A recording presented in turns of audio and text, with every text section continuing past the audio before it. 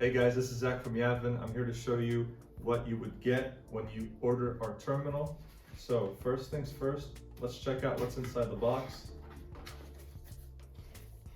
First thing you'll see is our beautiful, sleek terminal.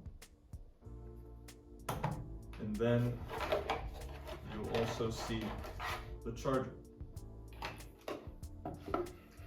So this terminal comes in ready to go, installed in-house. So all you have to do is just turn it on from the left side on this button right here.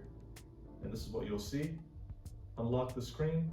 And to do a payment, all you have to do is 3 steps. So the first step is open the Yavin Pay app and then put in how much you'd like to charge. In this case, we'll do €1.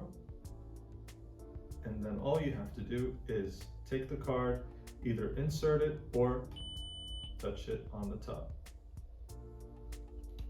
And there you have it. We just got €1. We can also choose to print the receipt. Just like that, very quick. So with that done, that's how you use the Yavin Pay terminal.